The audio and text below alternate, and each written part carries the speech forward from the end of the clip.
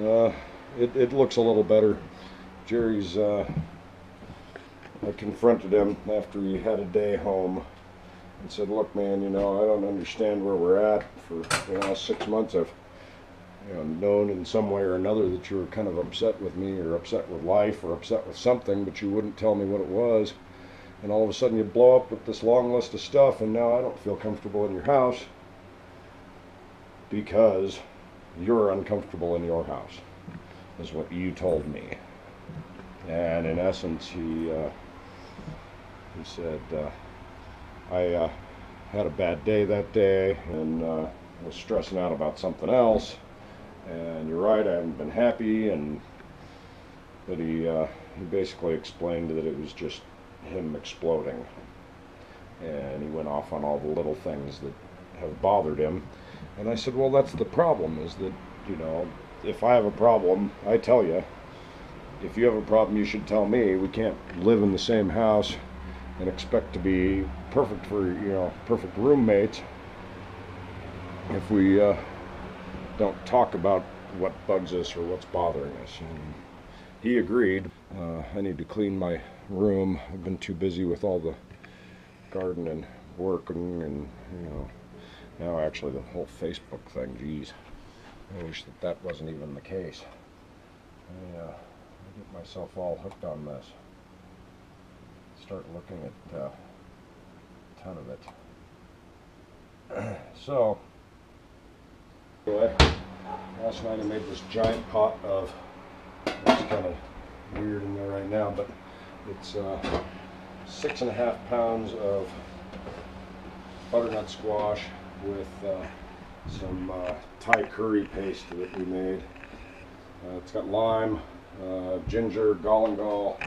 I toasted coriander and cumin and mixed in some white peppercorns, crushed that up in the mortar and pestle, and then 25 little 1-inch Thai green chilies, 2 jalapenos, and what do I got in a bowl? 2 jalapenos and shallots, garlic,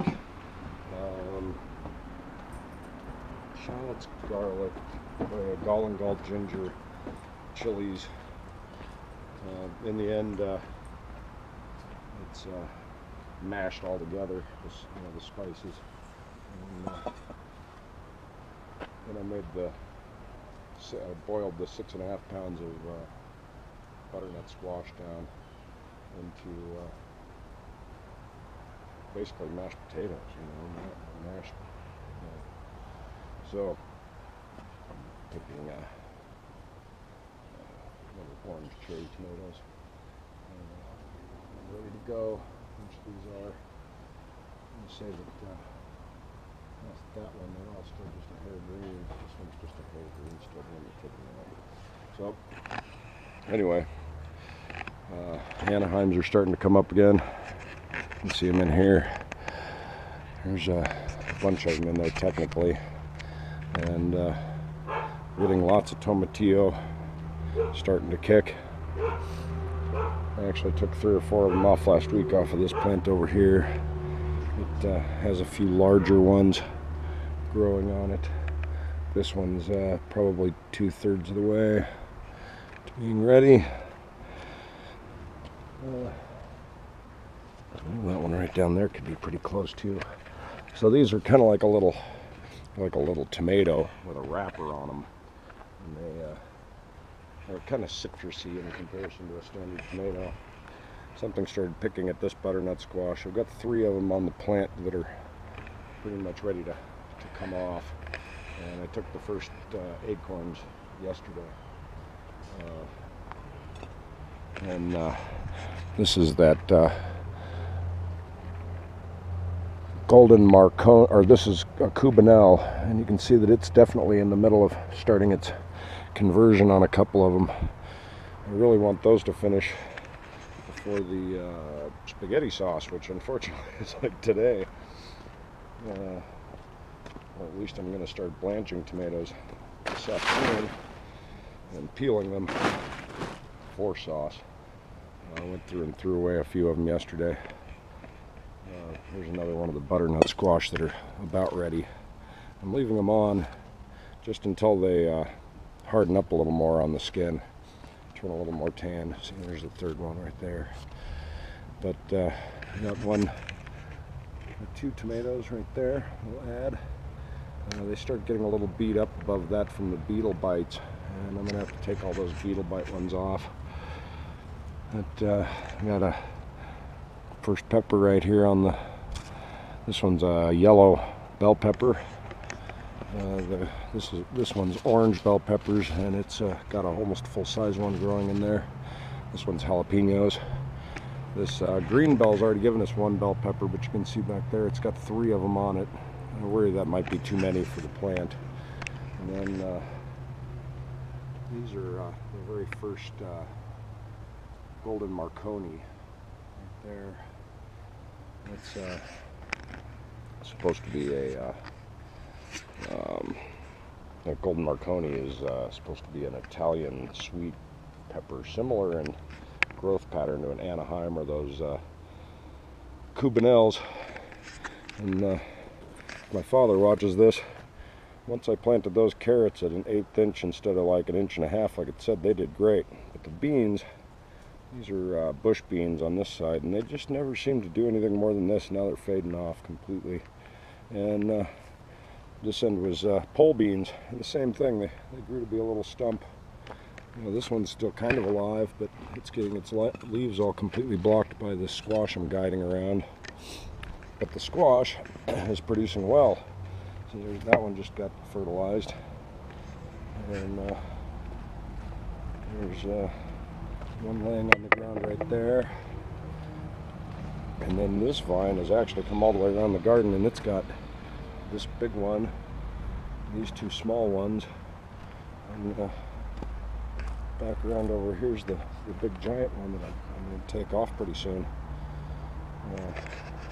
And then the Thai chilies. Here, I can put this in here because I'm on the pole. This plant, here's the Thai chili plant. And I took all the biggest ones that were starting to turn red, but I made it a green curry on that. So it was mostly green peppers. And here we go. This is a pepper plant that I got accidentally, so I went ahead and put it over here, and it's a red bell, and it's got, as you can see, two of them getting ready. So things are cooking, or about to be cooking. There's the whole thing perspective from above. I'm gonna go down there and check for how wet it is right now, because I think it's been 4 or 5 days since I watered, but it was a cooler 4 or 5 days than normal, with actually a couple of short evening bouts of rain I was sleeping through, so didn't really get to see. So all I do is just stick my finger down in there, and if it comes out with a little mud on it, we're probably good for today. And it's not too wet in there. See, but this end's a little wet too. I'm going to say that tomorrow is watering day. Until then, we're good to go. And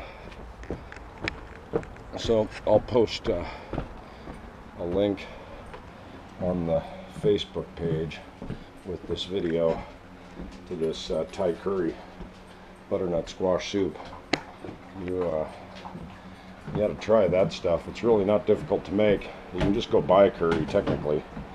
I just found that I prefer my own. And mashing it all up in the mortar and pestle is kind of fun too. It took a lot of work. I worked on it all last night and all night before to make that up. But it's about 6 1/4 pounds after cooking of food. And so I'm gonna put it in the freezer bags this afternoon.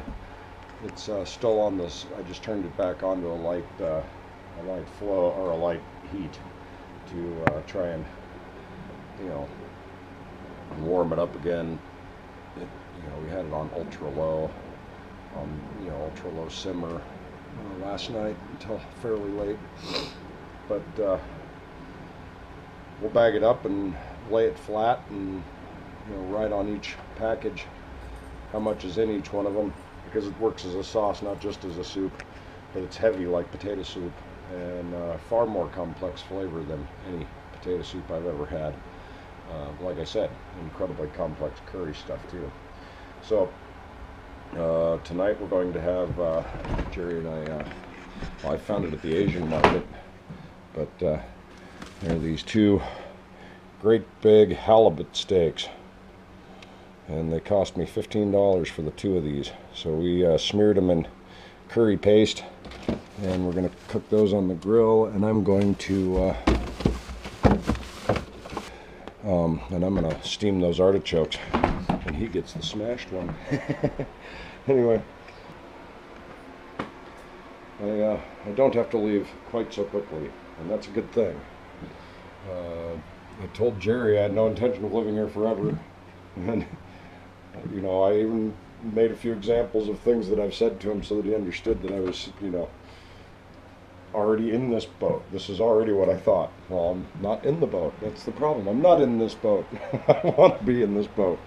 Anyway, I'm not quite as rushed as I was a few days ago, and I'm not quite as freaked out about it as I was a few days ago. But in the same note, I do now know that Gerry has some stress on this, and he's having a rough time having a roommate, and I'm the roommate, and it's not easy to have a roommate. It hasn't been easy having a roommate for me either, again. But in the same note, this is a dream thing I'm doing, and him letting me live here for such low cost so that I can work on the boat at a higher rate is, that's about the most powerful thing anybody could do for me. He keeps saying that he wants to donate to this cause, and I keep telling him, man, I don't want you donating to my cause. You're already donating to my cause. Anyway, please donate to my cause. Have a great day, guys.